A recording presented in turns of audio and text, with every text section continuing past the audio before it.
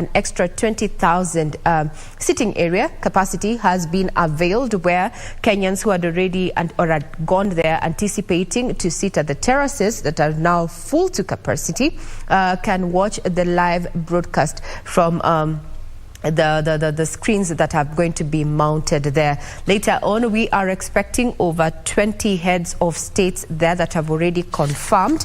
At least 10 have confirmed, while a few others have also sent official presidential delegations, including the United States of America, that has sent a 5 presidential delegation there that is led by Trade Representative Catherine Leah there. We have Zambia, Seychelles, Tanzania, Somalia, South Sudan, while Congo-Brazzaville there has sent a message and a representative, as well as Guinea-Bissau. Those are just the pictures that you're seeing on screen there.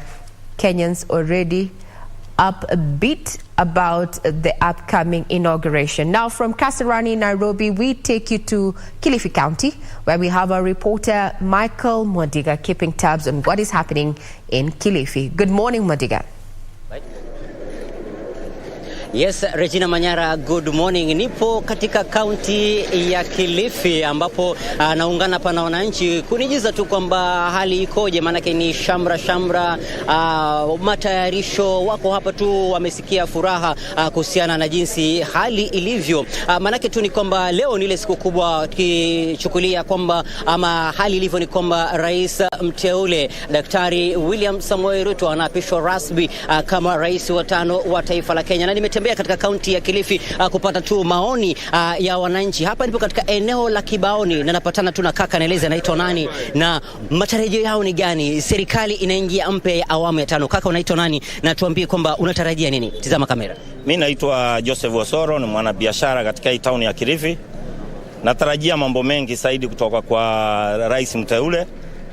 Zaidi ni wanabiashara wanaongojea ile ahadi aliyoiweka, na watu wengi wana imani kwamba atatekeleza yale anayeondoka kutekeleza. Kwa hivyo tuna furaha tuko katika hii watu wa hii kijiji, wa hii town. Kuna ukweli ni kwamba mtu huanzia badogo na anamalizia bakubwa. Kwa hivyo tuna uhakika, kwa sababu watu wote waliosimama hapa, Wakenya wengi ni wa hali ya chini, na yeye alianzia pale chini, na huyo mtu lazima atakumbuka wale watu wa chini na ataanza na wale watu wa chini. Na nina uhakika, kwanza niangalie maslahi ya wananchi wa Kenya kwanza, wale wa chini.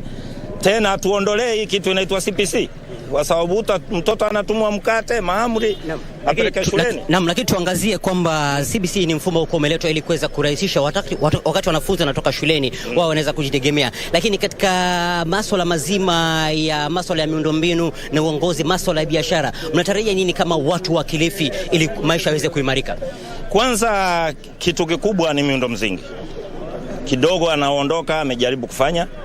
Tuhitaji Rais Ruto anapoingia kwanza aangalie huko kwenye vijijini, maana kunahitajika maji kama Bamba, Ganze, Jira, kunahitajika maji.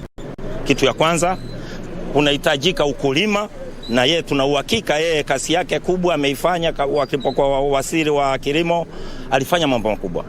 Kwa hivyo tunatarajia katika Kilifi County yetu kwanza aangalie mambo ya kilimo, watu wapate maji, hospitali zetu ziwe na madawa. Tunahitaji mambo yale ambayo ni muhimu kuliko yale madogo yale tunafanyiwa. Hatuhitaji mtu aje kufanya vitu vikubwa ambavyo afisaidie ule mwananchi wa kawaida. So tuhitaji hizo barabara zijengwe, tuhitaji vitu zote sifanyike kwa sawa. Naam, shukrani sana. Pia naweza kupata maoni pia ya baadhi pia wakazi kutoka katika kaunti ya Kilifi. Kaka, karibu. Ni kwamba kidogo wanaona haya kwa kamera, lakini pia kuna kaka hapa.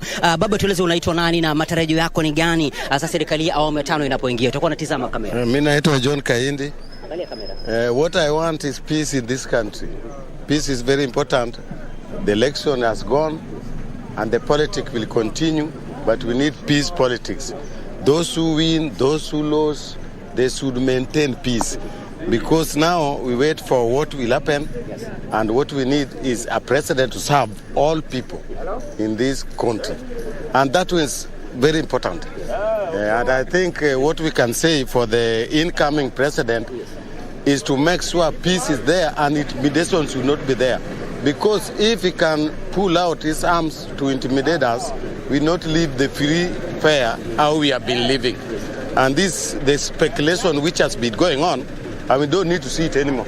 Okay, so tunatarajia kwamba Kenya iweze kusonga mbele, wananchi wote wakae kwa amani na kwamba walioshinda na walioshindwa waweze kuwa kitu kimoja, na makubwa zaidi wewe kama mkazi wa Kilifi unatarajia nini? Mimi kitu natarajia, my president is Mungaro, my governor and the top government, but Mungaro should make sure that the problem we have in this Kilifi is losing maji every now and then. Okay.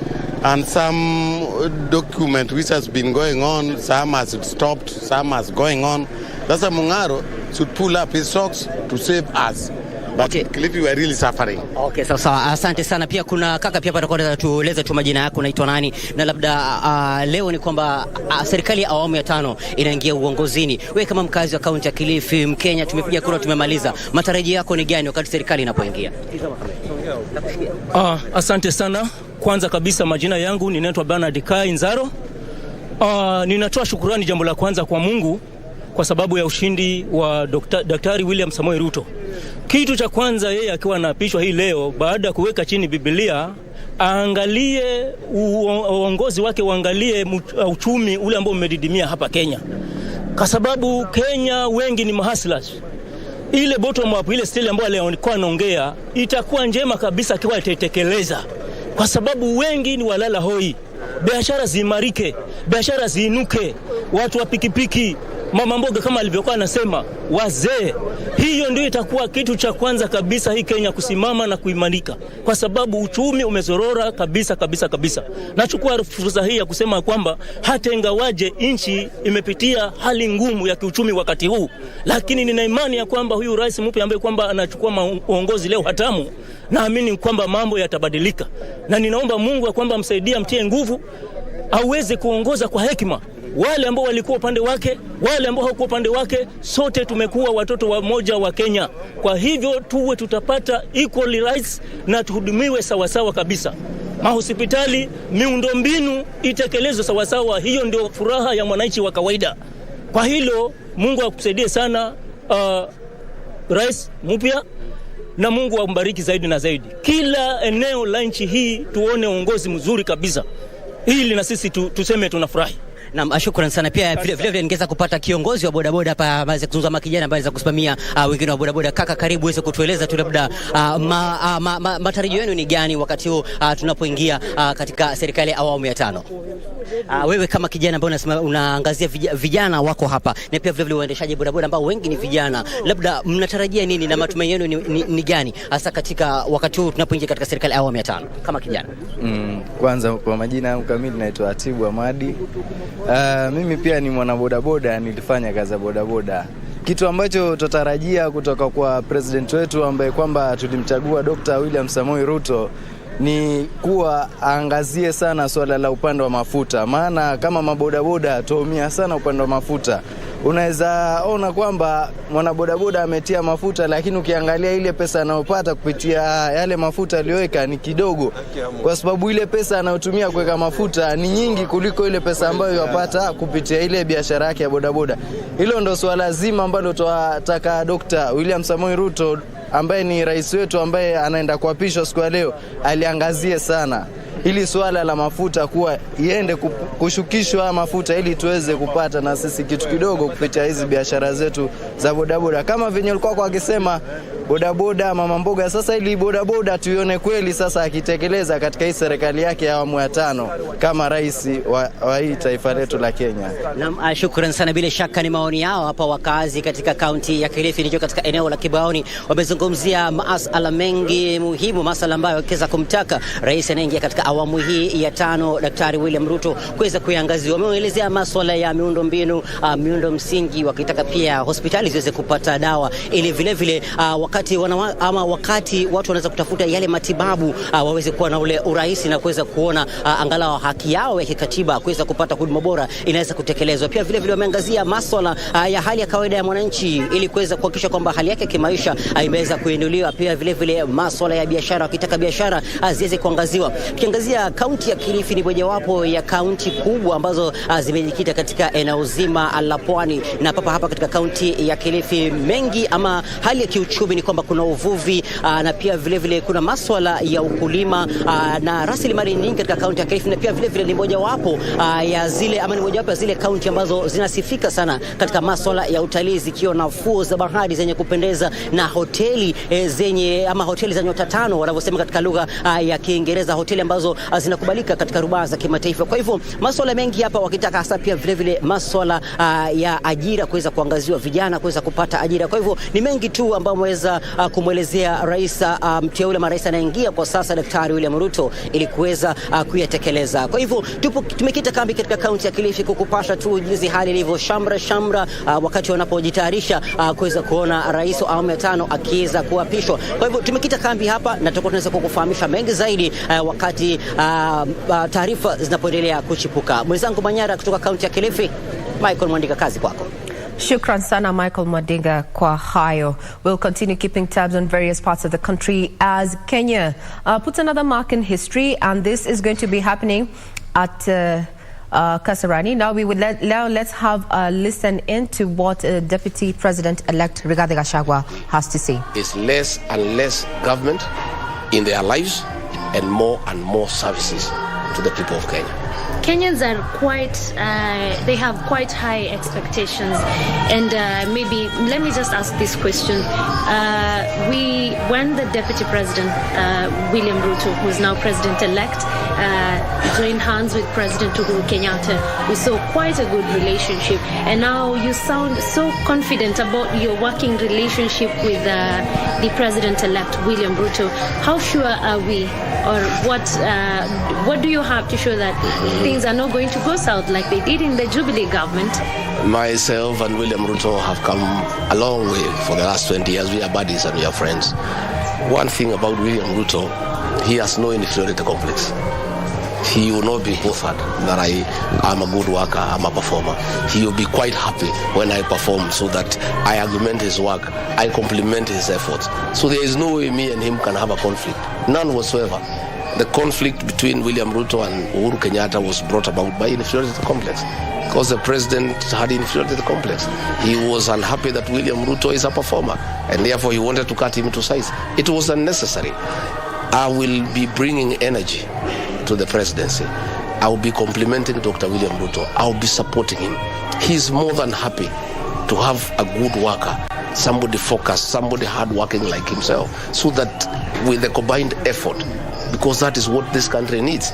This country is in such a bad situation. It needs serious workers. You can't want a deputy who is just there, who is not a worker, who is not a performer. So I want to assure the people of Kenya that the issues we saw between President Uhuru Kenyatta and Dr. William Ruto will not be there. I want to say that with certainty. Me and him have sat and discussed. In any case, he has spelled out my duties quite clearly. And when he does the executive order, number 1, my duties will be clearly spelled. In fact, I'm complaining he has allocated me too much work. I'm already fretting, on the workload. He has confidence in me, and he's giving me serious responsibilities to be able to help him to govern this country and to turn around the economy. So I want to tell the people of Kenya to be assured that we'll have synergy, we'll work in a good partnership, and we complement each other.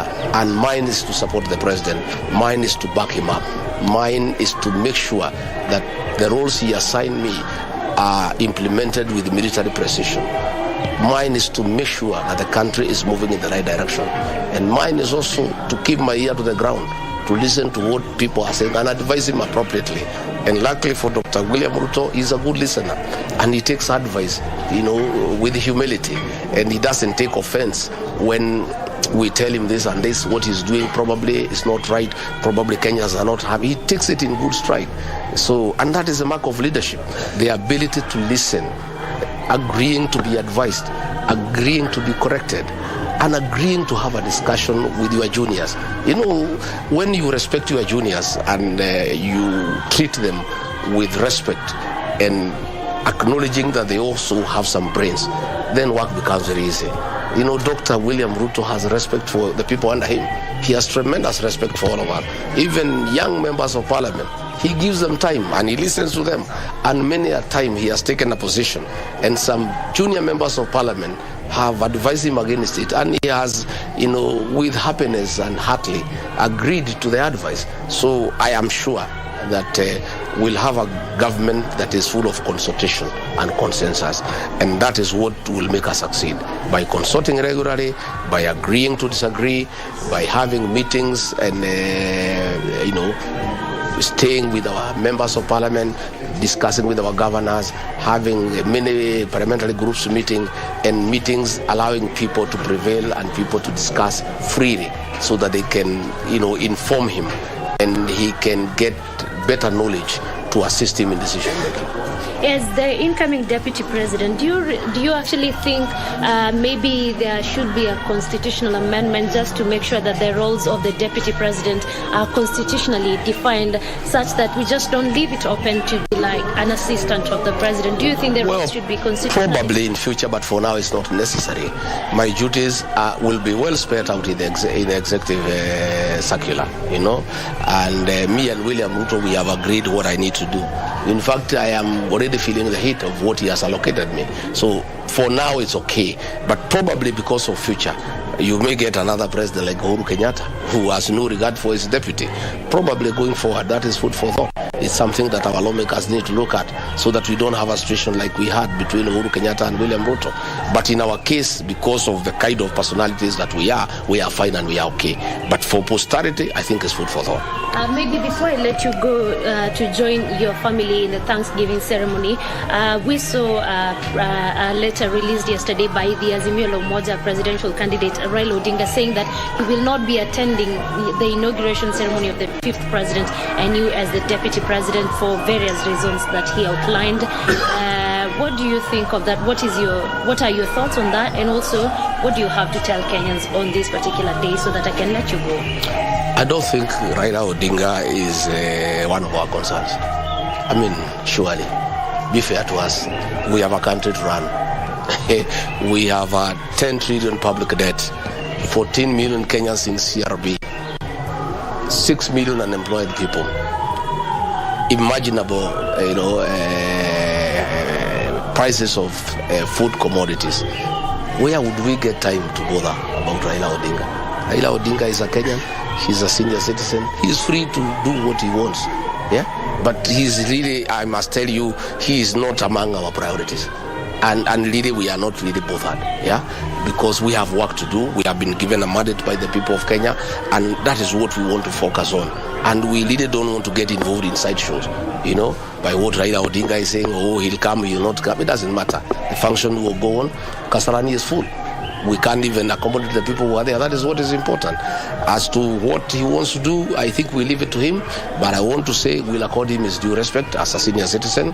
And we expect him to lead the opposition to keep us in check. You know, we don't want a situation where we have a one-party state. We don't want a situation where Uhuru Kenyatta swallowed the opposition and we had a mongrel of a government. You don't know who is government and who is in opposition. We are happy to have a working opposition to oversight us and keep us on check. And I invite Raila Odinga and the Azimio group to take up their place and keep us on check and oversight us and call us out when we are out of order and criticize our decisions and make suggestions as to how we can make this country better. And I think that is what the former Prime Minister should do. Immediately take up his role and lead Azimio in keeping us in check and oversighting us and making sure that we are held to account. Because it's important that we be held to account for what we do for this country.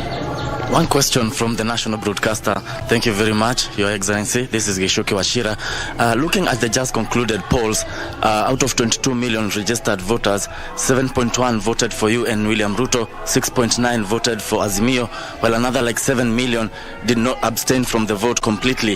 What measures will you be putting in place maybe to enhance national unity and cohesion? But there is national unity.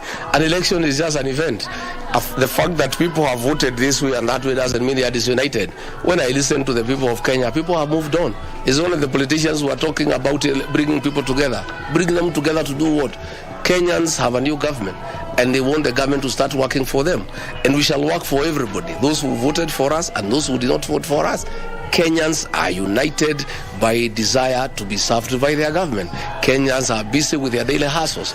The only people who are talking about a division are the political class. But the ordinary Kenyans, you have seen, they have moved on. They have refused to go for demonstrations. They have refused to protest. And Kenyans have moved on. What we need to do ourselves is to work for the people of Kenya. We will unite them by giving them service uniformly. That's the way to unite Kenya. You don't need to do anything else.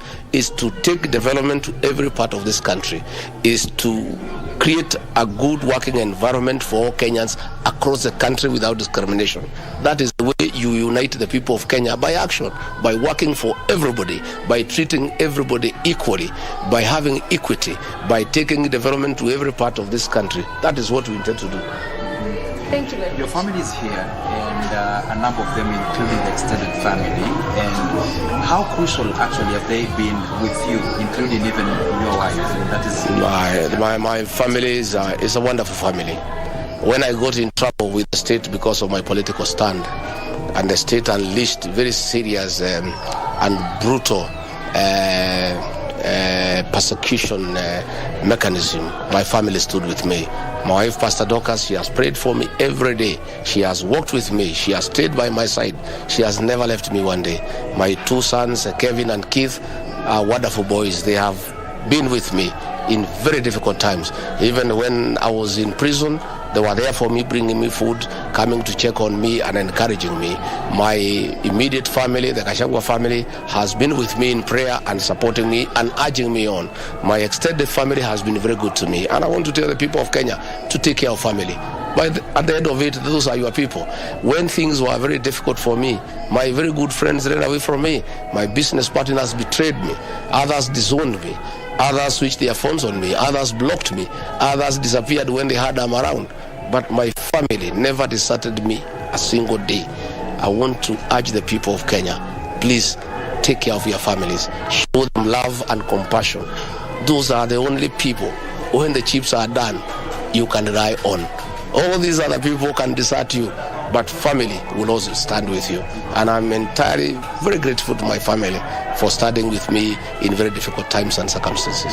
Just a quick last one. In 2013, we saw that is Deputy President William Ruto, who is now the President-elect, accompanied by then President-elect Uhuru Kenyatta, head to State House just in the few hours before the official handover, and have a moment actually with the outgoing President then, the late Mwai Kibaki.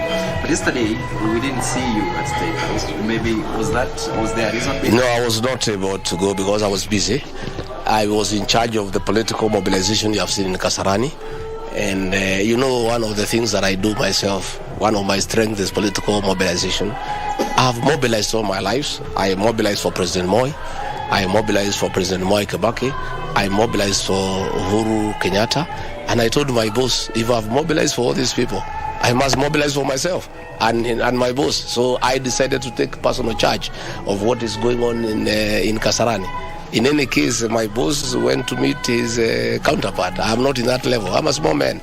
I'm a very small man. And you know where I've come from. I'm not even supposed to be here. If these human beings are their way, I would be elsewhere. It's only God who, miraculously, through His grace and mercy, who have allowed me to be where I am today. So I am told they had a good time, but I was busy with political mobilization to make sure that all our people are in Kasarani, they are taken care of, and I'm happy that thousands have turned up. In fact, we have a serious capacity to accommodate them. What do you make of his statement that he will hand over with his mind? will hand over with a smile, but his leader is Raila Odinga of Azimio. I don't want to talk about my friend and former boss Uhuru Kenyatta. We have come from far. What I need to do is that when things are settled, I need to go and look for him and we have a cup of tea and we chat about the good old days that we used to have together. On a very, very light note, Bona Deputy President-elect, are you aware of your latest nickname?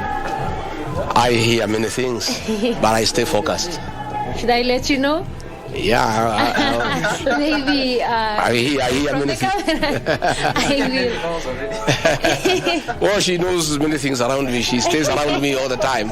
And I've told you she has been a blessing in my life. And in these difficult circumstances for the last 4.5 years, she has held me, my hand. She has been around me. She has prayed for me. Not a single day has she ever chickened out. She's a strong woman. And even when I was almost giving up in this journey, she encouraged me to move on. The same with my 2 sons. They told me, Daddy, let's push on. And here we are today. And freedom is here. You know, we feel free. You know, it's not been easy. Yeah. Thank you very much. Another. Absolutely. How do you feel today? Very excited. One, to see my husband's dream come true. And him being given that job by Kenyans to be able to serve them. And we are ready to serve. Yeah. You seem to quite know even his nickname, Rigiji. Rigiji. Does that mean you're so hands-on with him, whatever he does, his political life, everywhere, and how crucial have you been in his entire journey? By divine design, I'm his helper, and that is a role I play. Yes. And you see this other one, we have sons, and they always joke, we are family, and therefore they come and show his daddy and say, you know, this is what people are calling you, Rick G, can you wear these my glasses and all that. It is interesting, even for him. Going forward, what should Kenyans expect? What role will you be playing? Supporting my husband, of course, and also taking my responsibility as a mother. Now, as a mother of the nation, together with Mother Rachel Ruto, we are going to do what a mother should do, nurture and help, and make sure that things are going on all right in the nation. Yes. Thank you very much. Thank you. How close is the second family to the first family? We are friends, very close, confidence, yes. Thank you so much. Thank you very much, Your Excellency. Indeed, as you can hear, that is indeed. Oh, well.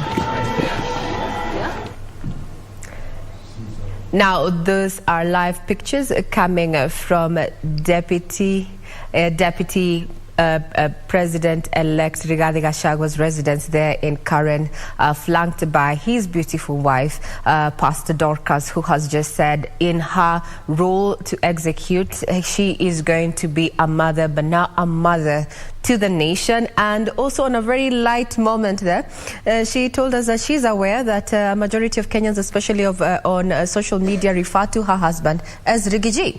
Now, as you can see, KBC Channel 1 has you covered in the event that you've not made it to the Kasarani Stadium. While we are broadcasting from various parts of the country, Bungoma there, we're in Uasin Gishu, we are in Kilifi, we are at the Central Business District, and above all, we are where history is going to be made once again, and that is the Kasarani Stadium there. And Kenyans thronged the Kasarani Stadium from early as 2 a.m. and provisions have been made for at least 20,000 more who could not fit into the stadium that is already full to the brim. We take a quick breather. We'll be right back with this special coverage of the change of guard, where Deputy President-elect, actually President-elect and his deputy are going to be sworn in, and we are expecting Deputy President-elect Rigathi Gachagua and his wife to arrive at the Kasarani Stadium at 11:35, and this is going to be 5 minutes before President-elect Dr. William Ruto also accesses the stadium. A quick breather, we'll be right back.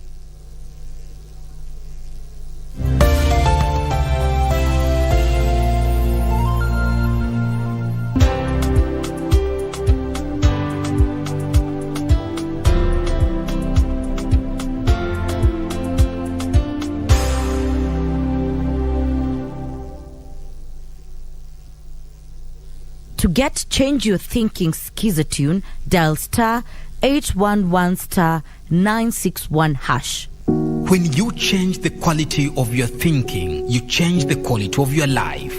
Sometimes instantly, just as positive words can make someone calm, smile or laugh, your thoughts will react to the world in real time. So, change the quality of your thinking. Dial star 811 star 961 hash. Star 811 star 961 hash.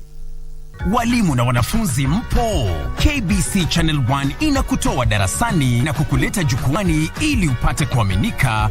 Asante Bwana Spika kwa kunipa fursa hii. Tayari kuwakariria shairi kwa kichwa. Kuelimika. Udhui gani ya lugha yanayojitokeza katika kauli hii ukirejelea mataifa mengi barani Afrika? Na kisha uburudike. Moja ni fahari yetu, baba, kina mama na watoto. Sauti za njiwa tamu sana. Sanaa ya Kiswahili, elimu na maarifa bila mipaka, kila Jumapili saa 7:30 papa hapa KBC Channel 1. It's time to reset, restart, reskill, and talk about health matters. Wake up, eat healthy, and keep fit. And together with our health experts, we'll be helping you understand health conditions and terminologies. PCOS, as you said, is a very long name. First of all, if you can break it down, it's poly, and then cystic, and then syndrome. Join me, Mariambo, every Sunday at 6 p.m. on your health, only on KBC Channel 1. Songea tukupashe na zile ambavyo vitakupa tabasamu tosha. Hana mapenzi wala mahaba, mtoto mbaya sana huyu. What did you just say? Sio tamthilia tu. And why you're saying that yeah. Ni tamthilia tosha. Alinishika hivi. What? Sio burudani tu, ni burudani tosha. It is the day that the Lord has made. Na sinema bomba. Kabisa kama uelewi kitu inafaa uelewe. Na mada za kusisimua. KBC Channel 1, shirika la utangazaji Kenya.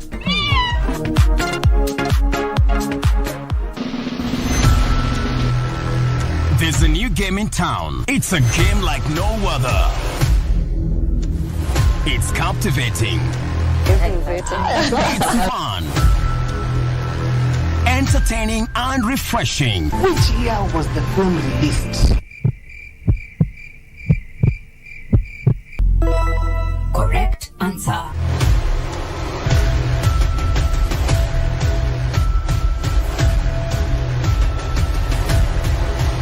Don't miss out on the Second Chance television game show, premiering on Channel 1.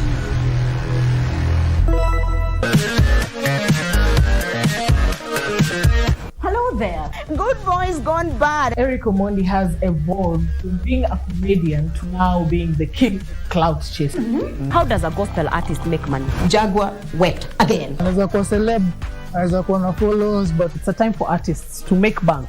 Right? Yes. How is your relationship with Zari, considering that she dates young? These are accessories. They do not make... Slap the guy. Yo, what's up? My name is Ted Josiah. I'm watching Pop Culture with Adhiambo with a Y.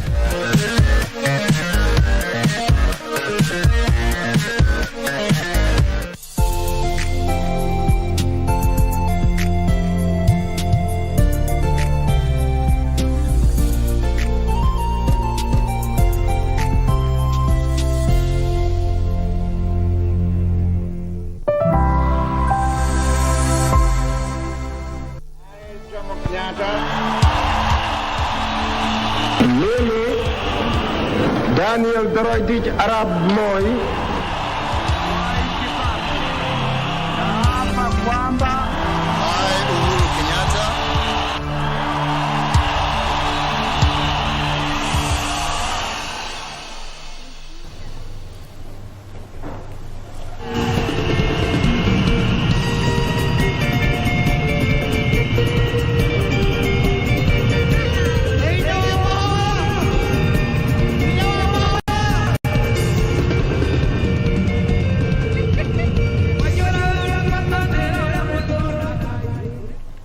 Good morning. This is a special coverage coming to you live from KBC Channel 1 there, The Change of God live. Let's have a listen to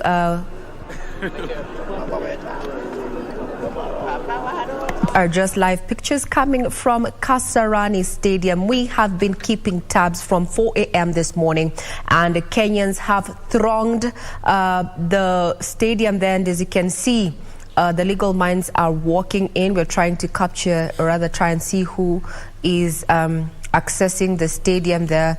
We'll also be expecting to see the Chief Justice, who is going to be officiating and administrating the oath of allegiance, as well as the oath of execution of office of the incoming president. This is a ceremony that is to take place between 10 and 2 p.m. But as we can see, even dignitaries are already making way. Persons are expected to be seated and settled by 10 a.m. Some of the dignitaries that are expected when it comes to heads of state so far, South Sudan President Salva Kiir has confirmed attendance.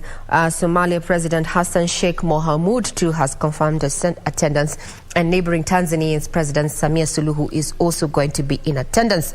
We also have representatives from the South, so to speak, where South Africa, we're going to have the Vice President attending, and Nigeria as well, the Vice President, as well as a Vice President of Iran. Malawi, Lazarus Chakwera, the President, as well as Wavel Ramakolon of Seychelles are also going to be in attendance. As we say, Kasarani here has been iconic when it comes to matters of leadership and governance for the country. In 1992, Kasarani saw the birth of multipartyism, and today again Kenya is making history, and this is history that has been written for none other than Dr. William Ruto, the president-elect, who is going to be sworn in this mid-morning to afternoon there, having made history by being the first person in Kenyan history to make a stab at the presidency and succeeding his immediate boss or partner, if you like, outgoing President Uhuru Kenyatta in the just concluded August polls there. Dignitaries, members of the National Assembly and bicameral parliament, so to speak, are already making way to the Kasarani Stadium. As you can see there, the boys and girls in blue, so to speak, but yes, security tightened indeed. Now let's have a listen in to what is happening on ground. Sasa tunaikia Mandera na group ya Mandera imeingia kwa uwanja. Wapi kelele, wapi dulu, wapi shangwe. Wakenya mliamua, hamukuamua. Wakenya mliamuka, hamukuamuka. Wakenya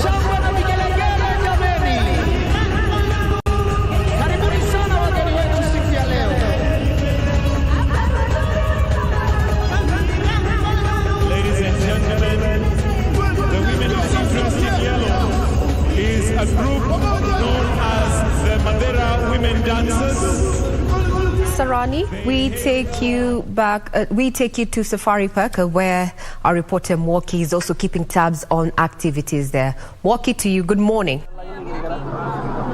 A very good morning and welcome to this live broadcast. We're coming to you live from Moi International Sports Center, Kasarani. This is just the footbridge that is at Safari Park Hotel. And of course, hundreds of people flocked the Moi International Sports Center, Kasarani for the big day. This is the big day for the 5th President-elect, William Samoei Ruto. And hundreds have come to witness the swearing in of the 5th President and his deputy, Rigathi Gachagua. I'll just be having a word with some of the Kenyans here who find time. Remember, today is a public holiday, a day that has been set aside for the swearing-in ceremony of President-elect Dr. William Samoei Ruto. Labda nizungumze na baadhi ya Wakenya hapa, waweze tueleza hisia zao ni zipi na waliweza kufika hapa mida ya saa ngapi. Labda nianze na huyu, hebu jitambulishe jina lako alafu tueleze hisia zako ni zipi leo. Asante sana. Kwa majina anaitwa Malik Kasachon. Natoka sehemu ya Kapenguria. Tumesafiri usiku kucha hadi hapa. Na tunashukuru Mungu kwa safari nzuri ambayo tumetufikia sisi hapa. Tunafurahia sana Ruto the 5th. Tumetoka mbali. Na ni hivyo ndio vile iko sasa. Labda uliweza kufika saa ngapi hapa? Kwa hapa tumefika kuanzia muda ya saa 10 asubuhi. Na sasa baadhi yetu wengine tumekosa kupata nafasi ndani kule kwa sababu watu wamekuwa wengi sana. Kufika saa 10 watu walikuwa washaja tayari. Na hata hivyo kuna wenzetu wako ndani, sisi wengine tuko nje, kitu tunashukuru huku angalau tushuhudie yale ambayo tulikuwa tunafuatilia. Matarajio yako ni yapi kama Mkenya? Mimi matarajio yangu kama Mkenya haswa ni kwamba natarajia kwamba the 5th aweze kufanya implementation ya ile agenda ambayo aliwekea Kenya. Tunajua yeye ni mtu shupavu, tunajua yeye ni mtu sharp, ataweza kufanya hii kazi. Si mtu mvivu ule bwana. Ule jamani mtu wa kujitegemea. Tunamtakia kila laheri na Mungu amlinde katika kazi yake pamoja na deputy wake. Labda niweze kuzungumza na wengine, labda wateleze pia hisia zao. Labda hebu jitambulishe jina alafu tuambie hisia zako ni zipi leo. Kwa majina naitwa Nicodemus. Mimi ni mwanarika. To witness the inauguration of the 5th president. And we are happy. Wengine tulifika huku saa 8 usiku and we are very happy. We are here to witness this inauguration and we have great hopes and great expectations with our president. Kwanza tunataka our president, tunataka kumbuke the youth Kenya. We are unemployed and we are educated and we are lucky jobs. Then venye alisema bei ya unga iende chini, Wakenya wanateseka, wanaumia na njaa, asikose kuteremsha bei ya chakula. So we are happy and we are very happy because we know Ruto will do great. And Ruto is our president, and we are very happy that he is elected as our president of Kenya, and I will serve with dignity. Thank you so much. Thank you. Maybe I get another opinion from even the gender balance. Hemu tueleze labda uliweza kufika hapa saa ngapi? Kwa majina anaitwa Maureen kutoka Gatondo, na nimefurahia sana ni kufika hapa. Tulifika mapema lakini hatungeweza kutosha sisi wote huko, lakini tunashukuru, ila tunasema kwa president wetu tunampenda na tupe kazi sisi kama wana, lakini tunakosa kazi. At least kila mtu akuwe na opportunity kidogo kidogo, na watu wenye wanasema tuko na ukabila, hakuna ukabila. Kila mtu ni mtu na tupendane sisi wote kama brother na maybe just when you can remember the president-elect tuweze kutulia, labda tuweze kuzungumza na watu. Kumbuka kwamba rais mteule alisema kwamba ni bottom up, na labda tusikie tu sauti ya mmoja wa kidogo tu. Oya, kwa majina mimi naitwa Kaisa. Na mimi nimesafiri kufika hapa ndio nione mheshimiwa, lakini nilichelewa kidogo juu nilikuwa natoka safari ya Kisii. Nimekuja na pikipiki hadi hapa kwa kutaka kuona mheshimiwa na macho, lakini mimi nilichelewa. Lakini nashukuru tu Mungu kwa sababu ametupea huyu mteuli mwenye atatusaidia kama sisi wenye hatuchiwezi. Na anachua ile yenye alisema bottom up asisahau. Na sisi atusaidie kama wenye tuko chini atuinue. Alisema kama atajaribu kuona youth, sana youth. Asiache youth nyuma. Hadi nimesahau nikakuja na kiatu kingine nusu na kingine nusu. Lakini nasema kwamba Kwa hiyo nasema kwa sababu nimetoka mbali na nataka kumuona live, lakini akitoka ndani nitajua nitamuona tu. Asante sana. Mimi naitwa kwa majina naitwa John Lepilal. Nimetoka side ya Loitoktok. Nilikuja asubuhi mapema sana. Tulifika hapa kitu saa 10 na hatujafunguliwa. Tumekaa tu tumongoje tuone Ruto ni nani juu. Sisi tunashikianga tu Ruto lakini hatujasikia. Alafu tena sisi tumetoka mbali huko ushago kwa masaini ndani. Na mimi ningependa tu niseme ya kwamba ile rais wetu ambaye ametuchaguliwa atusaidie kama watu wote wa wananchi wa Kenya. Unajua kila mtu huwa anafanya biashara. Kama sisi tunafanya biashara ya ng'ombe, tunauza ng'ombe, alafu tena ng'ombe zimeisha. Tunaona saa hii kiangazi imesidi. Na tunasema tunapongeza sana, tunasema asante, Mungu abariki. Mungu abariki nchi yetu na pamoja na wasala wetu. Asanteni. Amen. Labda wa mwisho labda. Haya wewe tulikuwa tunaongelea mimi pole tu. Kwa majina sorry.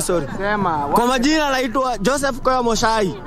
Na mimi ni mtu wa Nduthi. Nimefanya na motorbike zaidi ya miaka 2.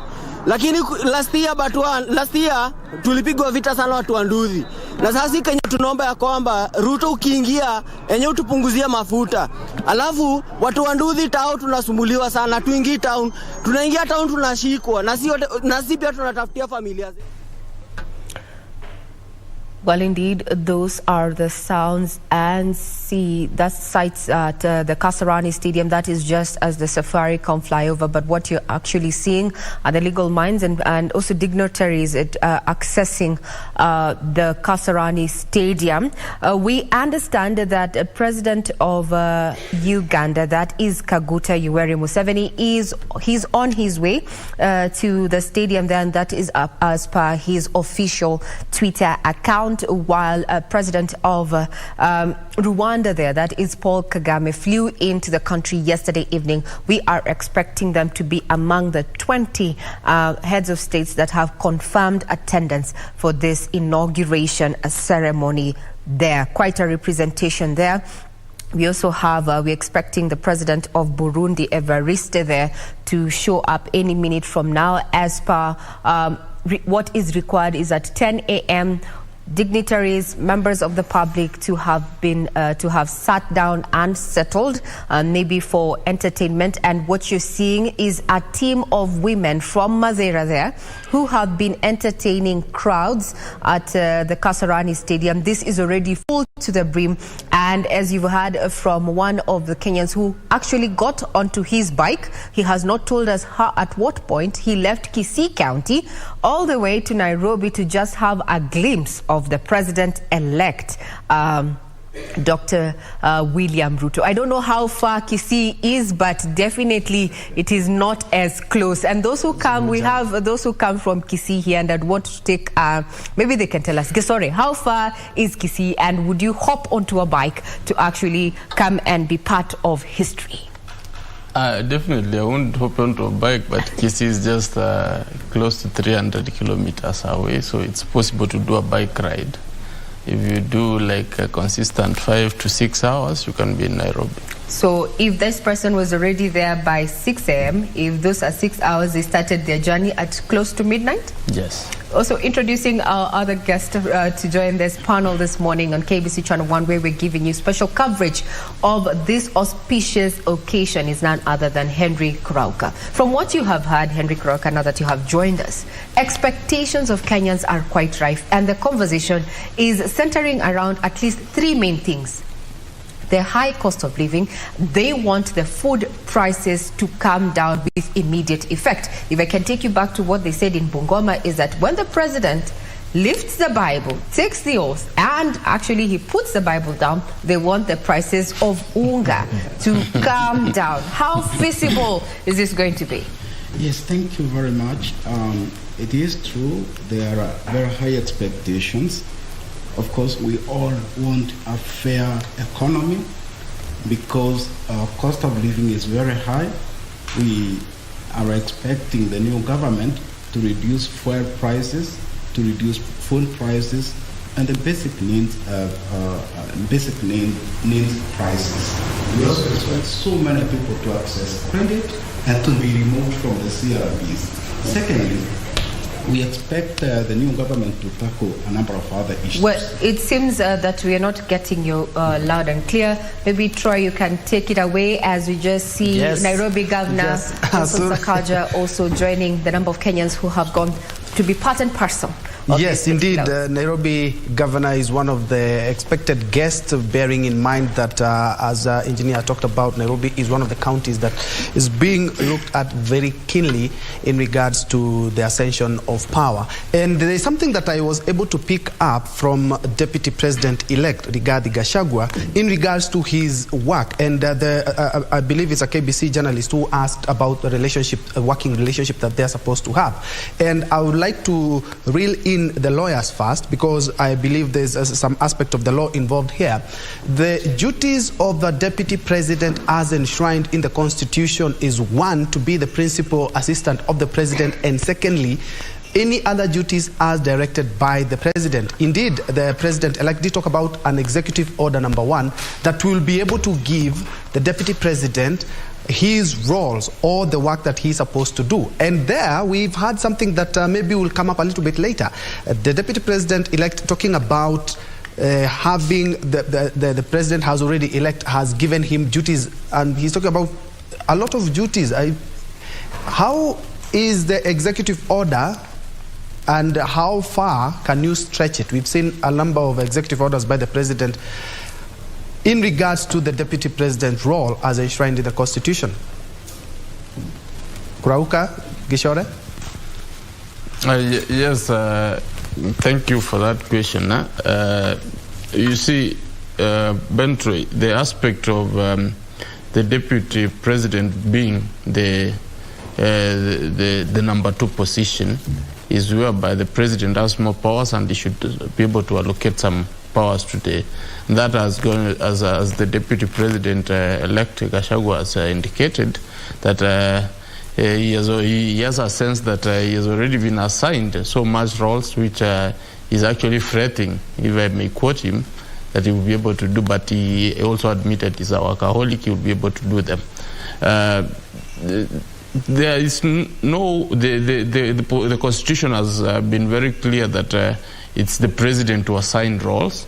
I think from this swearing in, you can see a couple of presidents have sent their deputies, which is a very special occasion. So this is an example of some of the assignments where you are sent to other countries to represent the President and your country at large, to, of course, be able to communicate whatever your president or whatever your country, and be able to negotiate on behalf of your country.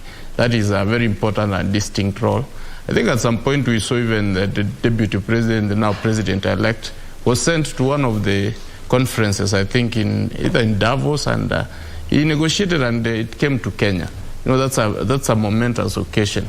So for this arrangement to work, I think the Deputy President and the President-elect have decided that the President is going to assign specific roles through a presidential order, so that once he does that, now it's officially known that docket or whatever docket which will be in that particular communication will officially be handled by the Deputy President, Rigathi Gachagua, or Rick G, as people have started calling him in Twitter. So that is something we are looking forward to see what that particular executive order would be entailing, and we forever will know those are his responsibilities. But remember, Bentro, an executive order can also be amended. I think the outgoing President, Uhuru Kenyatta, did that a lot. Every other time you could do an executive order, and a few months down the line you also could again do another one which amends the earlier one. So we hope the roles which will be assigned to the Deputy President will be static to the level that they are things which he can be able to conduct and be able to do, so that he can also build trust for Kenyans and the things which are dear to his heart. I think he's talked about poverty, which he grew up in, and we're hoping to see him being assigned some of those roles to actually help them start the economy and have people in Kenya have money in their pockets, which I think he has passionately talked about. Thank you, Ben. Indeed, and perhaps to bring the ball on this other side and looking at the issues that we are facing as Kenyans, look at the fuel prices. They are determined outside Africa. So anything happening, and especially the war in Ukraine, affects what is happening right here in the country. How do we get our own based solutions? Because looking at the oil, cooking oil, is largely dependent on the prices maybe in Ukraine, because one of the biggest producers of sunflower and oil. But unfortunately, if anything happens outside Africa, we don't have our own remedies for our own. And indeed, based on the fuel subsidy, which as economists have talked about, it's not quite useful and it doesn't reach the intended target. How do we have our own home-based solutions? The drought that we have, countries in the Gulf, it's more dry than here in Kenya, but unfortunately here in Kenya we have people who are even dying because of hunger. One thing we need to realize is that we are in a global economy, that whatever happens either in the region or overseas will always affect us. But also that presents an opportunity for us, because given that there is that close relationship between what happens in Kenya with our neighbors, with other overseas countries, we can also take advantage of that. Africa is a big continent. There is a lot of untapped potential within Africa. So some of these things we are bringing from China, from Asia, from America, we can be able to produce them within the African market and start trading with each other. So I think COVID gave us that window of opportunity to realize that we can be locked out of the entire global economy. But if we're able to have capacity to produce within ourselves, then we can be able to take care of ourselves. So if we can be able to leverage on the progress that we have made as an economy in Kenya in terms of industrialization and start using that to influence manufacturing, food production just within Kenya and also within the region, we can have that kind of reduction in terms of the cost expectation. Remember, a company like Bidco had some time back contracted farmers in Uganda to plant palm oil so that we can stop relying on palm oil from Malaysia. Okay. There was this suggestion of soya beans being planted in Kenya so that we can also start relying on soya beans produced here. So that opportunity is there. What has lacked is a political will to drive that narrative. So we need more of inward thinking in terms of how we can increase production for some of those things that we are spending a lot in terms of sourcing. And William Ruto has alluded to that we need to start producing more, and there will be a lot of investment so that we can also save ourselves on the foreign exchange. All right, and as you can see on your screen there, split screen of what is happening in Kasarani. You have some people dancing there, and let's first of all listen into the sights and sounds from Kasarani.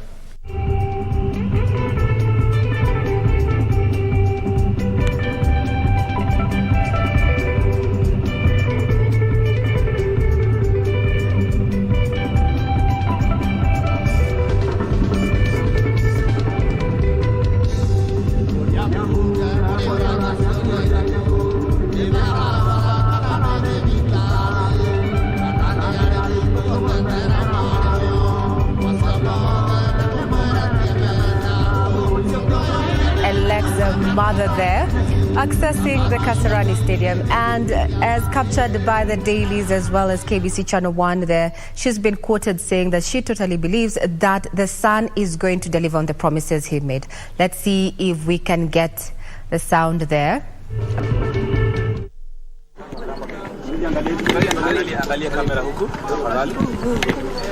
Amelinda sisi, ameinua sisi mpaka pale sisi huko sasa.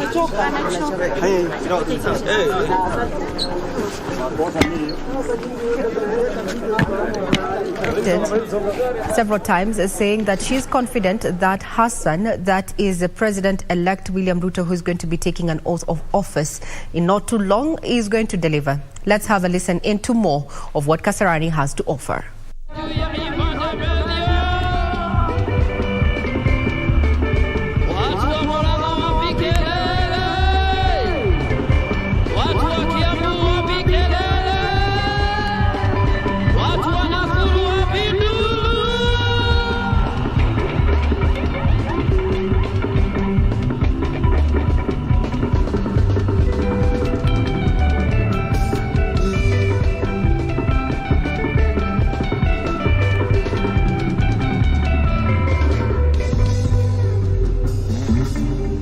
Wapi kelele ya Ivan Temedio, Ivan Temedio, Ivan Temedio.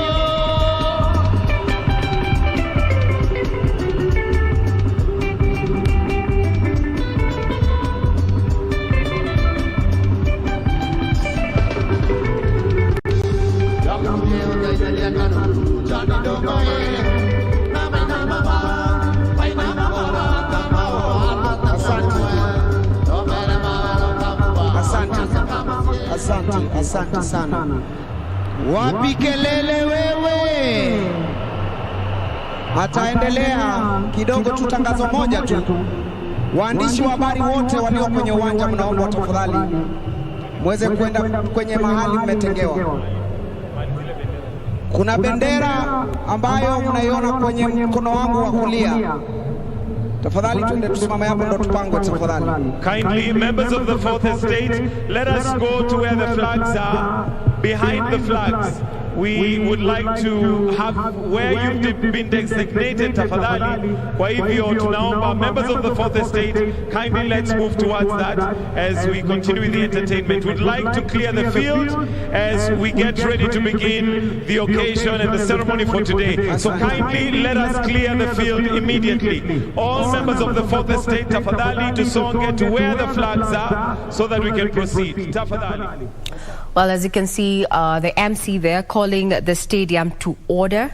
It is exactly 9:38, so shy of 28 minutes, 22 minutes there to go, where everyone should be settled to give room for further entertainment not officially taking place at the center of the stadium there.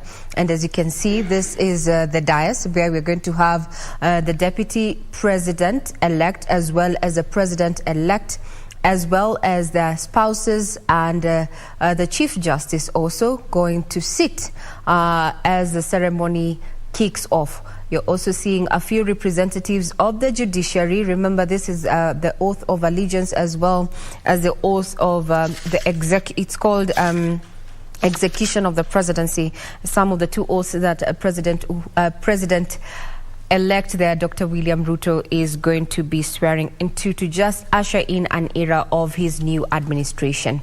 We are scattered across the country, including Bungoma, including Kilifi, Uasin Gishu County, and just to monitor the field. But as you can see from the pictures on your screen, it's quite a momentous occasion there. Dressed in the party colors, UDA, you can see women.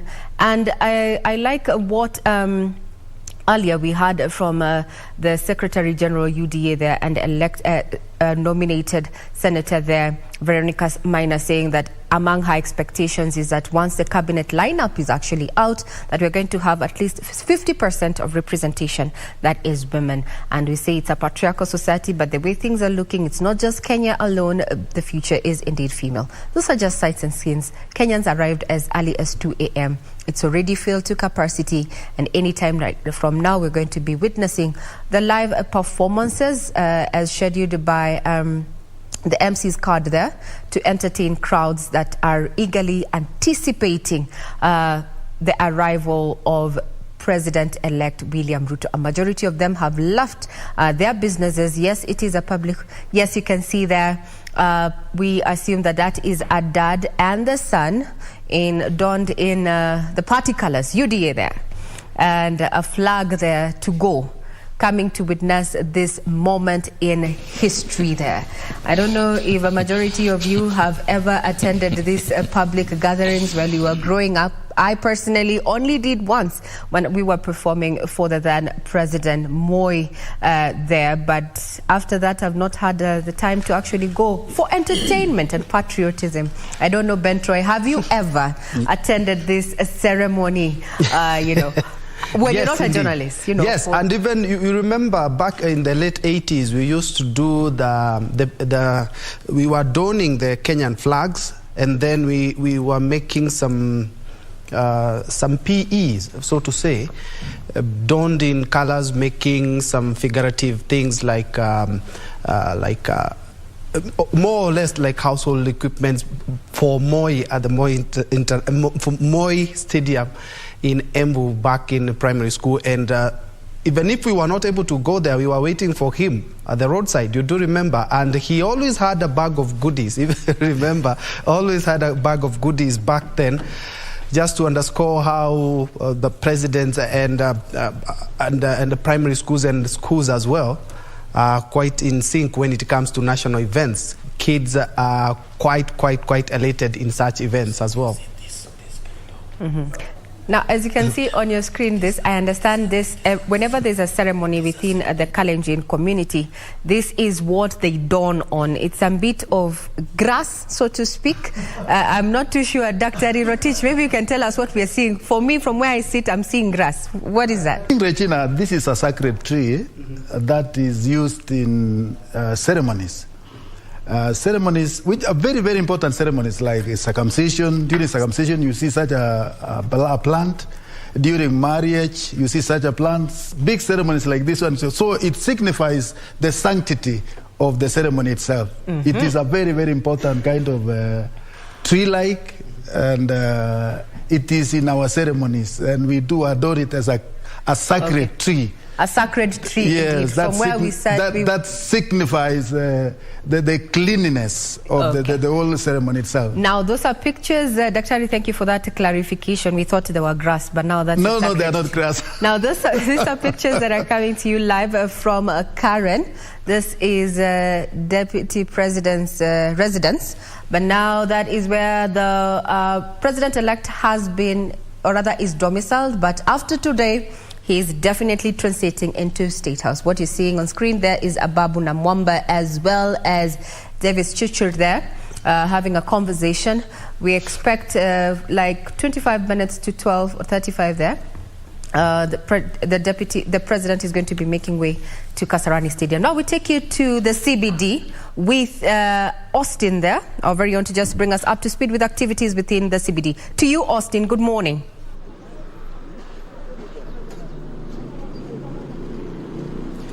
Thank you so much. We are coming to you live from the Nairobi Central Business District. We are at the Kenyatta Avenue roundabout, and we would like to get a number of views from Kenyans here, their views about this whole swearing in and what they expect for the upcoming administration that is going to be led by Dr. William Samoei Ruto. I could start with you, sir. We are currently live on KBC Channel 1. Introduce yourself and share with us your views. Yes, mimi naitwa Patrick Oroni. So nafurahia kwa siku ya leo hiyo swearing ya President William Ruto, na matarajio yetu kubwa ni ile kuona amedeliver hiyo manifesto yake. Hiyo tu ndio kitu, hiyo ndio matarajio yetu makubwa kwa siku ya leo. Absolutely. Haya, asante. Thank you. If you could share with us your name and your expectations for the upcoming administration. My name is Peter Njoroge Mbwenje, and I have high hopes with Dr. Samoei William Ruto, because one, I'm a border rider, and in my operation, I have so many challenges, including the fuel and the stomach. It needs to be checked on. That is hunger. We have families, and we need a government that will cater for us. Absolutely. Yeah. Thank you. And what about yourself, sir? What do you expect? My name is Dennis Oguto Kwero, and first of all, I thank God because of this election. Yes.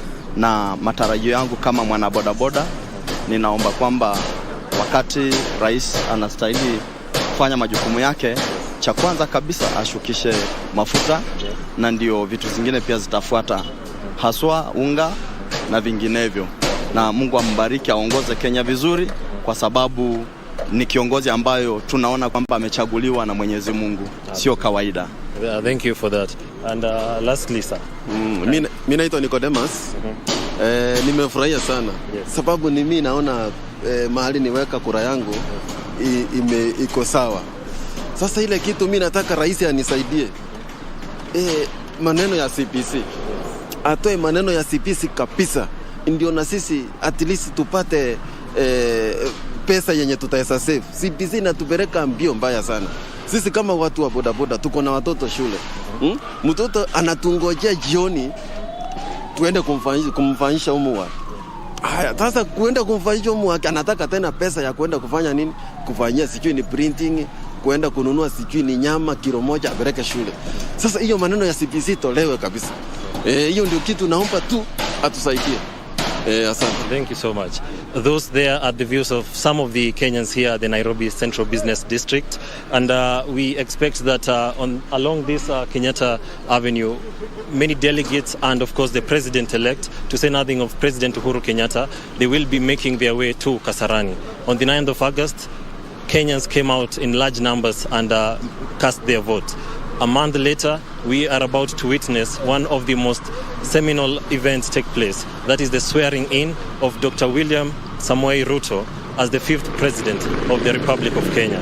We will be keeping tabs on the happenings around here, but until then, back to you in studio. Thank you very much, Austin, for that update, what is happening at Kenyatta Avenue there. And if we can we have been compiling a list in terms of what Kenyans across the country, including Bungoma, Kilifi, Nairobi, have to say, and Uasin Gishu in regard to their expectations. One that is taking precedence is the high cost of living, bring the prices of unga down, and now the CBC there. Something that has adversely been mentioned. I don't know if it will be part of priorities or if it is possible at this point in time. The pictures that you're seeing on screen, these are live pictures coming from Deputy President's residence in Karen.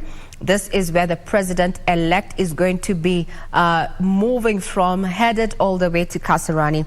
According to the tentative program at the Kasarani there, we expect that commanders will arrive at the venue at 10:30 a.m. Then Chief Justice Martha Koome, the Judiciary Registrar Ann Amadi, and Supreme Court judges are also expected to arrive at 10:45 a.m. Then after, the Chief of Defense Forces, General Robert Keboshi, to arrive at the venue at 11 a.m. Then 15 minutes later, the head of state and government will make way to the venue. So we'll be keeping tabs on that. Just to remind you, this is special coverage by KBC Channel 1, and we welcome your views in regard to our coverage as well as your expectations of the Ruto administration there. Our Twitter handle is at KBC Channel 1. Kenyans there already seated, highly anticipating to have a glimpse. Let's have a listen into what is happening. Quite an excited crowd there, as from the screens.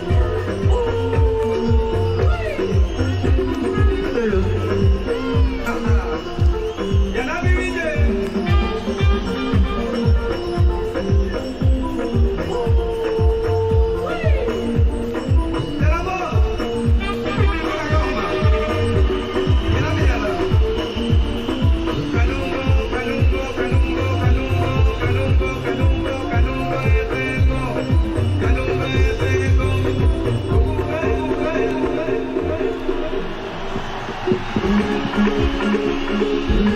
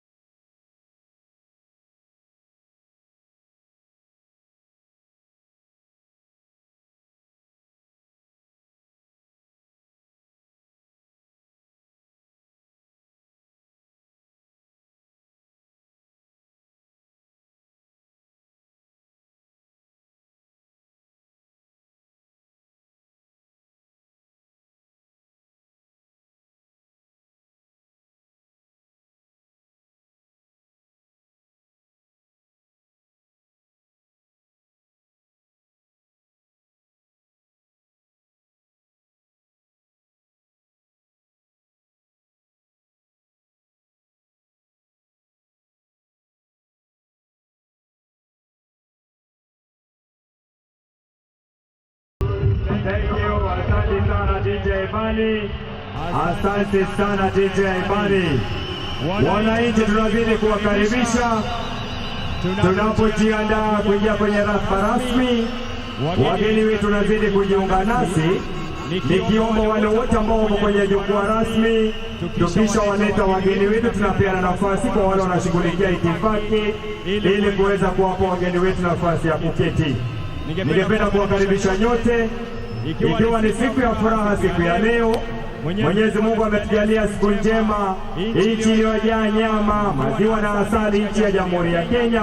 Siku ya leo tunapomwapisha rais wetu wa 5 wa Jamhuri ya Kenya, Mheshimiwa Rais Daktari William Samoei Ruto. Na ili kuweza kuingia katika nafasi nyingine, ningependa kupisha bendi yetu ya utawala, bendi ambayo inajulikana kwa wimbo wao ambao ni Utanikumbuka, dunia haina wema. Siku ya leo wamejiandaa kwa muziki mbalimbali, ikiwa ni njia ya kujitayarisha kuwalaki wageni wetu rasmi. Utawala banda, twende kazi.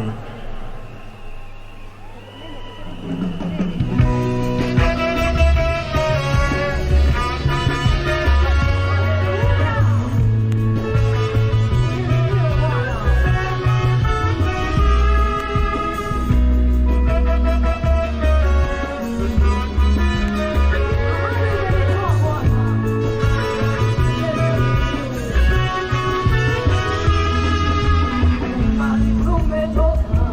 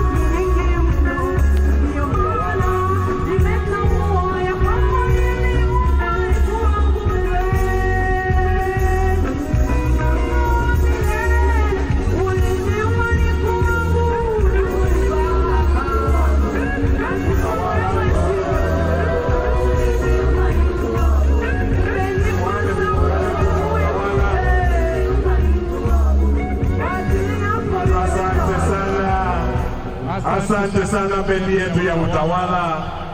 Niombe tena kwa heshima wale tulio kwenye jukwaa kuu, kila mmoja wetu achukue kiti chetu. Kama umesimama tafadhali, tutakuomba urudi nyuma kwenye jukwaa kuu. That everyone take their seats most kindly. I am most humbly requesting those of us in the main days, tafadhali kwa heshima kila mmoja achukue kiti chake, na kama hana kiti aweze kurudi nyuma. Asante. Utawala band, tuendelee.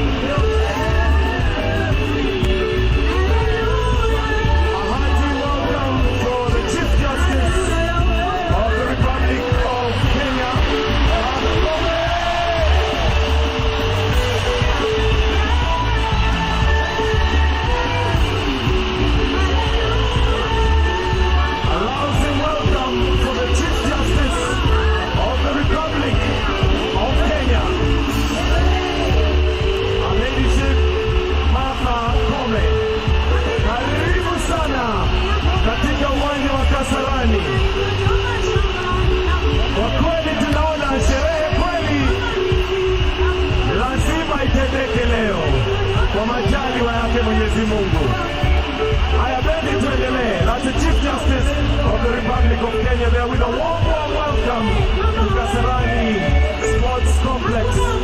We get ourselves ready for the inauguration of the 5th President of the Republic of Kenya, His Excellency Dr. William Samoei Ruto.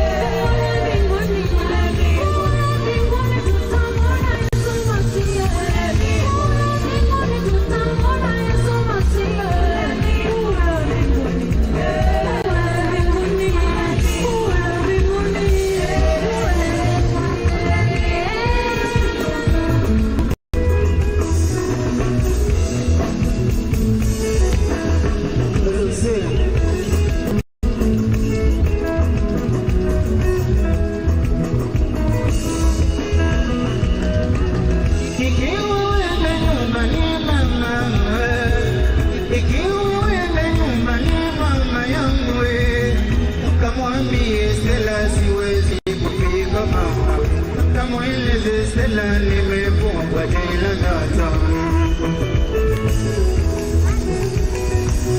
Ikiwa wewe na nyumba ni mama, ikiwa wewe na nyumba ni mama yangu, kamwambie Stella siwezi kufika, kamweleze nimefungwa jela sasa.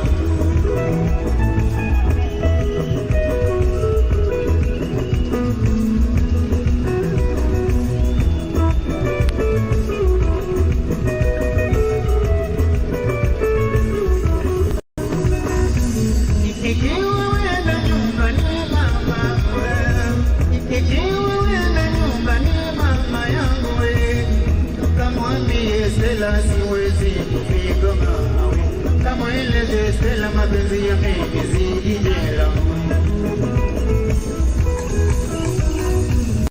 Ikiwa wewe na nyumba ni baba, ikiwa wewe na nyumba ni baba yangu, kamweleze Stella siwezi kufika mama, kamwambie Stella mapenzi yamezidi jela.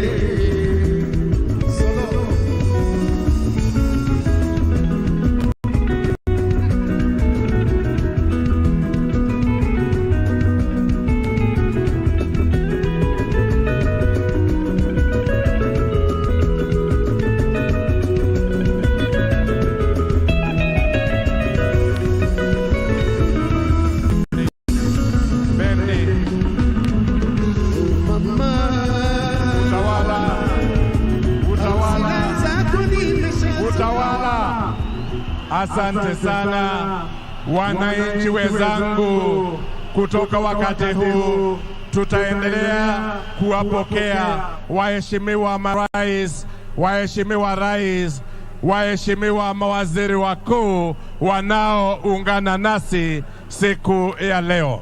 Tuzime mziki tafadhali. Tuzime mziki, asante. Basi sasa wananchi wenzangu, naomba tumkaribishe kwa shangwe Mheshimiwa Cleopas Dlamini, waziri mkuu wa ufalme wa Eswatini. Tumkaribishe kwa shangwe His Excellency Cleopas Dlamini, Prime Minister of the Kingdom of Eswatini. Welcome, Your Excellency, sir. Band, tuendelee. Tuendelee Mendi.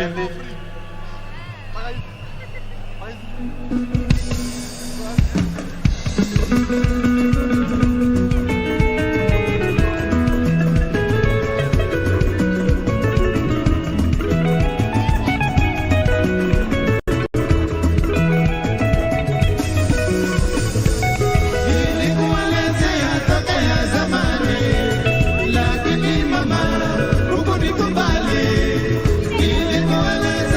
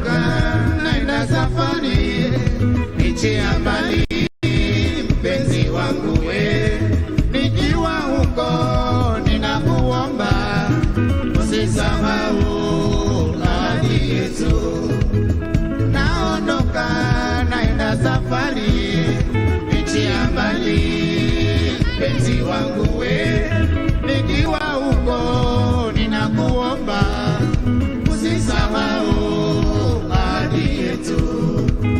Utawala banda.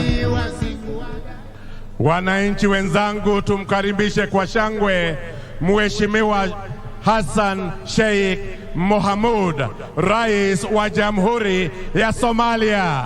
Tumkaribishe kwa shangwe wananchi anapoungana nasi Mheshimiwa Rais wa Jamhuri ya Somalia.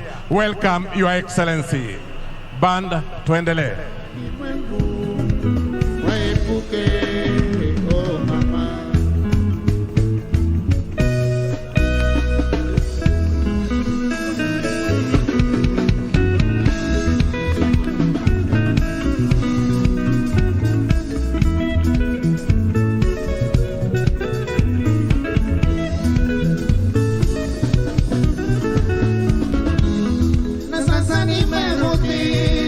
Nyumbani kwangu nimekukuta mama, siri umetoa. Tangu lini gari moja likaendeshwa madereva wawili kwa wakati moja? Aibu imenipata sio ndogo, na kurudisha kwenu yangu nawe amekwisha. Na sasa nimebuti nyumbani kwangu, nimekukuta mama, siri umetoa. Tangu lini gari moja likaendeshwa na dereva wawili kwa wakati moja? Aibu imenipata sio ndogo, na kurudisha kwenu yangu nawe amekwisha.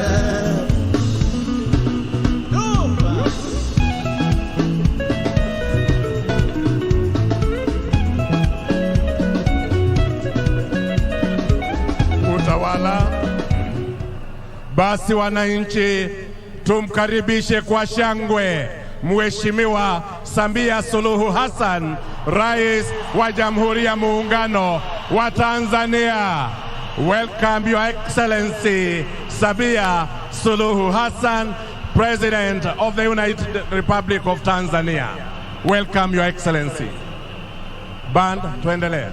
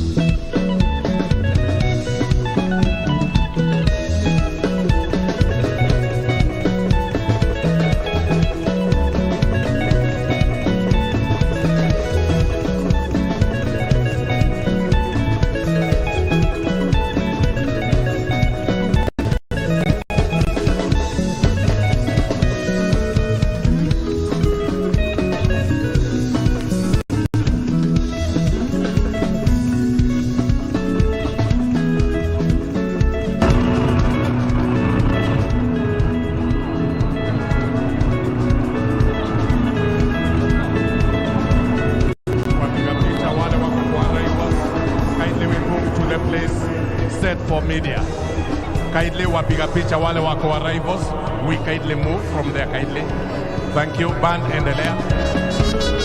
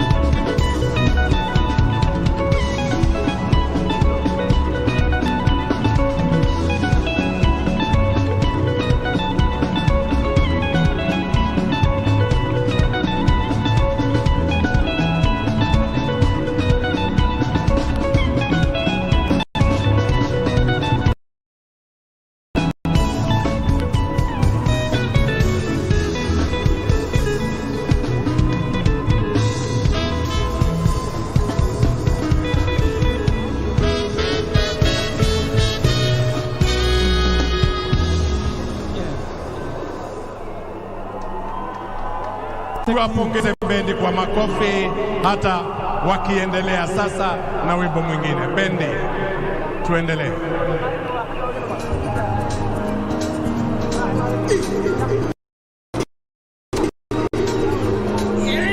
Na baada ya huo wimbo, Maroon Commandos.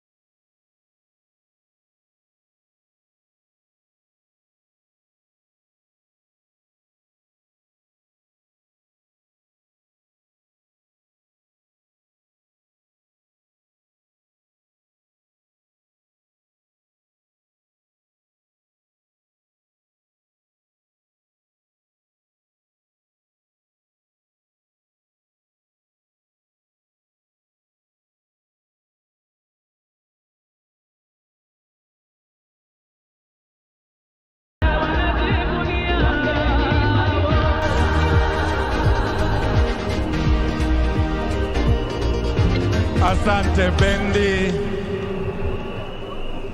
Wananchi wenzangu, kwa heshima tumkaribishe kwa shangwe sasa Mheshimiwa Wavel Ramkalawan, Rais wa Jamhuri ya Seychelles. Welcome Your Excellency, the President of the Republic of Seychelles. Welcome, sir. Band.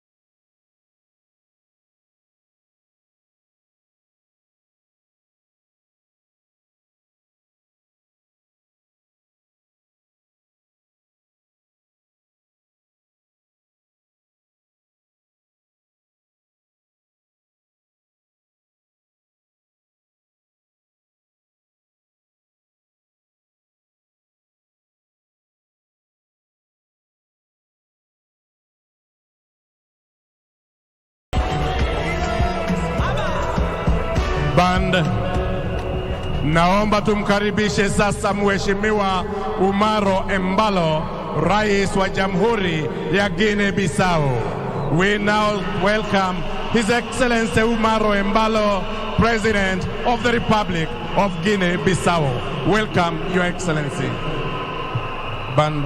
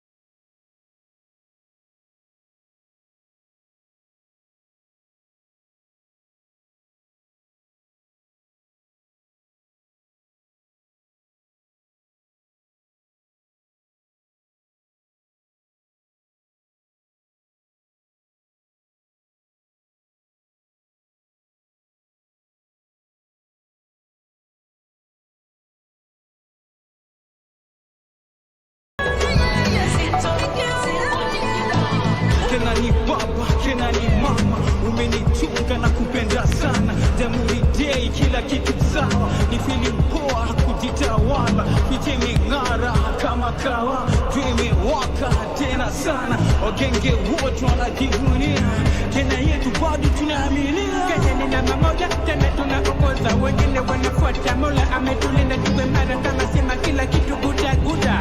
Austia, Gamanage. Amina jivunia kuwa Mkenya, tuna mengi na zote nazipenda. Uwe kijana ama mama mboga, ni nani atazidi kuijenga? Ni mimi, ni wewe, ni sisi, ni sote. Wakenya twende na kama inakubamba simama katika. It's all about love, one drive daima. Wakenya twende Wakenya twende na kama inakubamba simama katika. It's all about love, one drive daima. Tunabeba ndani tukisafisha mirista ulipa kubaka enzi za Isa. Salimeda Isa makuja Idra. Yake inachezea kwa. May we now welcome His Excellency Azali Assoumani, President of the Union of Comoros. Tumkaribishe kwa shangwe Mheshimiwa Rais wa Muungano wa Comoros. Welcome, Your Excellency. Music. Sisi wa Kenya lazima tuelewane, lazima tuelimishane, lazima tuheshimiane. Ndugu na jemaria yetu pepo tuzidilembe, anapokurudi mani unapenda rima ya mai, kiipangira ya mai na kiipa izidi hai. Achu yake ni lazima mimi na shine. Nashukuru japo amani Kenya yetu, tupendane tujengane tuadizie.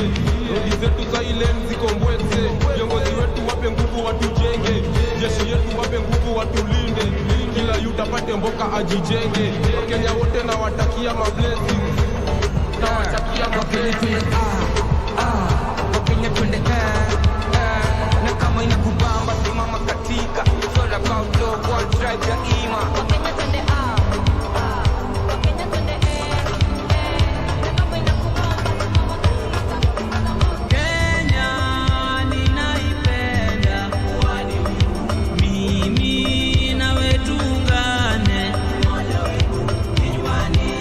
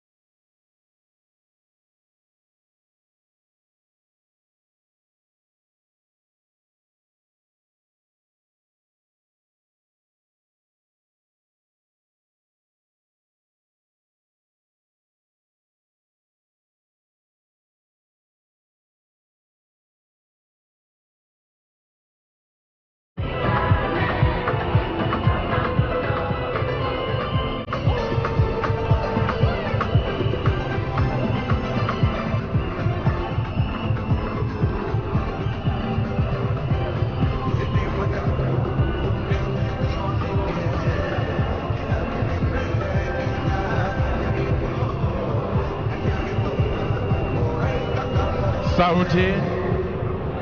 Naomba sasa tumkaribishe kwa shangwe Mheshimiwa Felix Tshisekedi, Rais wa Jamhuri ya Kidemokrasia ya Kongo. Tumkaribishe kwa makofi jameni. Welcome Your Excellency, the President of the Democratic Republic of Congo. Welcome, sir.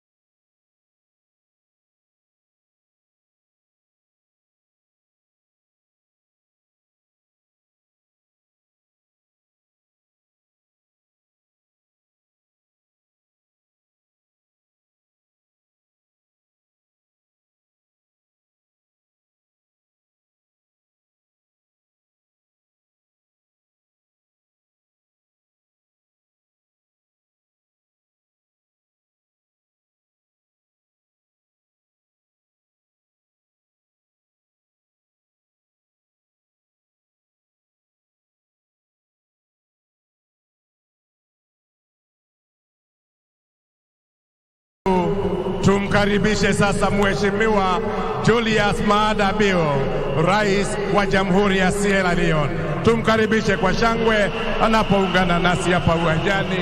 Welcome Your Excellency, sir.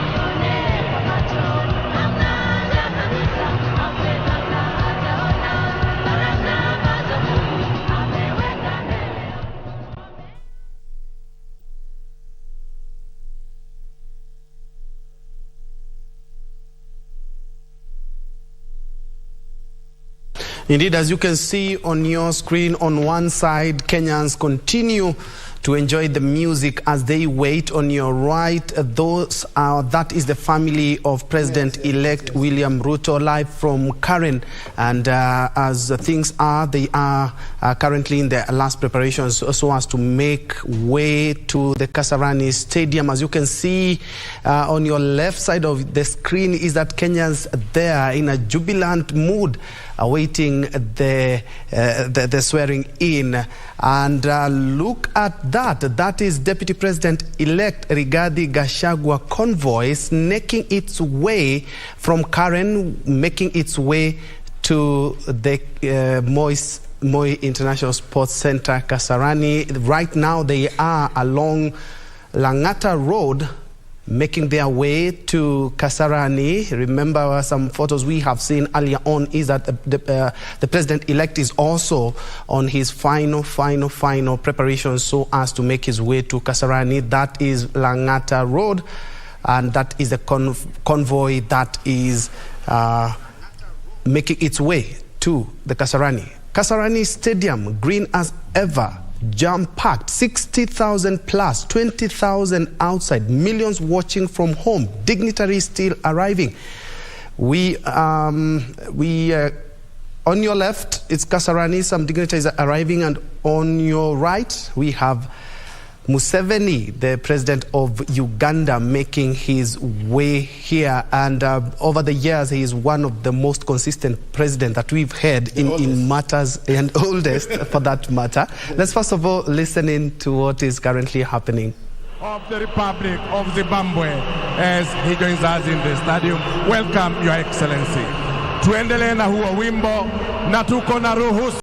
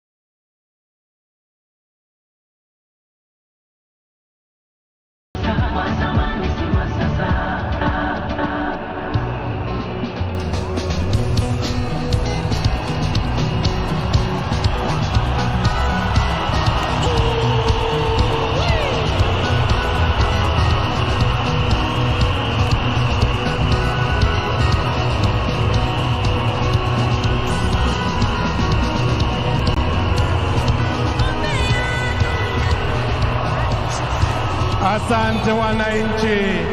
Niombe tumkaribishe sasa His Excellency Faki Mahamat, Chairman Africa Union Commission. Tumkaribishe kwa shangwe His Excellency as he joins us at this venue. Welcome, Your Excellency. Karibu. We continue with music.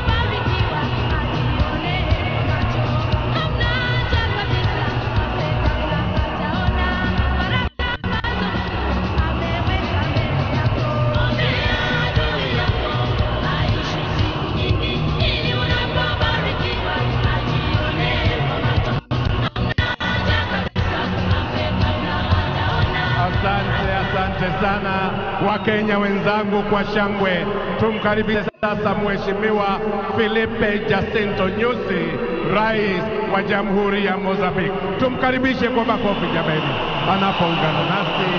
Tumkaribishe. Asante, welcome. Ombea adui yako, tuendelee.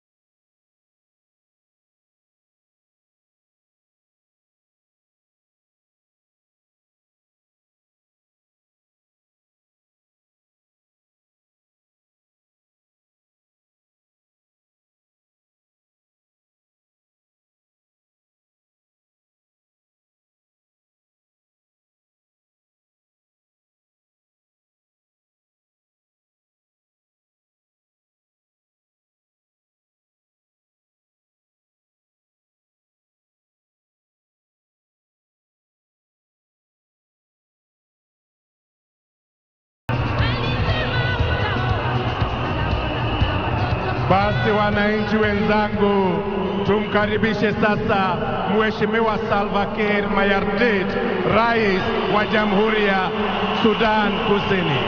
We welcome Your Excellency Salva Kiir Mayardit, President of South Sudan, of the Republic of South Sudan. Karibu sana. Welcome Your Excellency. Karibu sana Mheshimiwa Rais. Tuendelee na wimbo.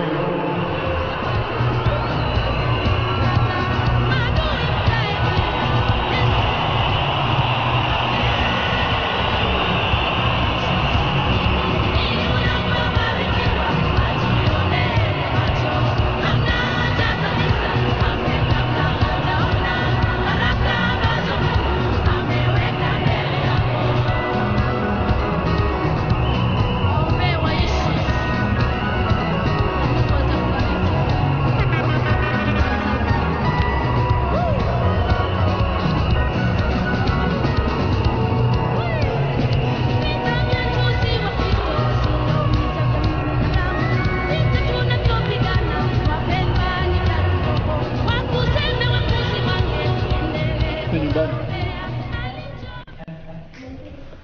means that is the dress of the husband. Looking at the pictures on your screen, the man of the moment and his wife, who is just about to be the first lady. That is President-elect William Ruto making his way.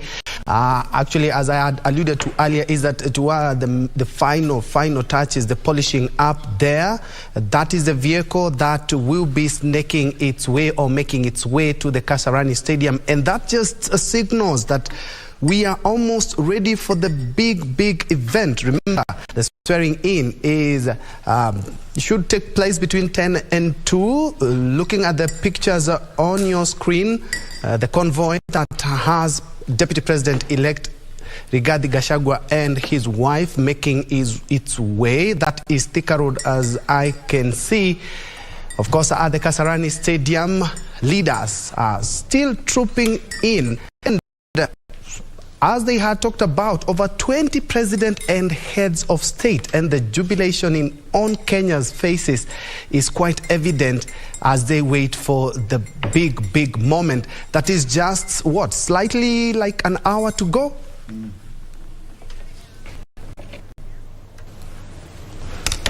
That is Thika Road there, and they are just almost at the Safari Park, and that is the Deputy President-elect convoy. The roads are clear, and he's supposed to be making his way to the Kasarani Stadium in the next couple of minutes there. And Deputy President-elect Rigathi Gachagua there, who is just moments from being the second in command. That is the President-elect convoy making its way. Actually, that is the Deputy President. Yes, that is the Deputy President residence that the President-elect is. Actually, the convoy is just making its way from that residence. That will now not be his residence anymore. From now onwards, he's going to make his way to the State House, and Deputy President Rigathi Gachagua will be his new home. That is the President-elect, together with the motorcade that usually accompanies the President. You can see the first car is a presidential escort, together with the outriders as well. Slowly but surely, you see some people there actually milling around, even fans there as the convoy makes its way from Karen all the way to Kasarani Stadium.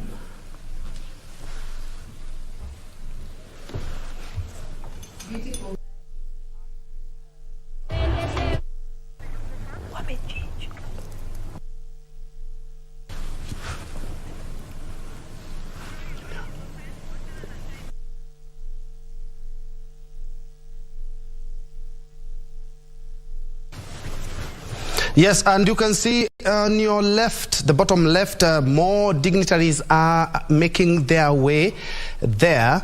And apologies, earlier on it was Zimbabwe President and not Uganda President Yoweri Kaguta Museveni, but he also in his Twitter page, he talked about his making his way to the Kasarani Stadium. And that's another president there, I will be telling you, Djibouti president, who has also made his way to the Kasarani Stadium. They are being received by CS Rachel Omamo and Nairobi governor, who has been quite busy welcoming the guests. Bearing in mind that the function is happening in the capital, Nairobi Governor Sakaja there. We also had, I saw the head of public service as well. They're making their way to the dais, but on your right, the bottom picture there, we have the Deputy President-elect Rigathi Gachagua and his motorcade making its way. It's almost at the Kasarani Stadium, and just above that, we have the President-elect. The moment we are all been waiting for is just almost happening there. Kenyans are keeping up with the brave face. They are still energized. Remember, by 5 a.m. this morning, the gates of Kasarani had already been closed because no more fans could have entered that, because a lot of people have already made their way and seated and actually enjoying the moment.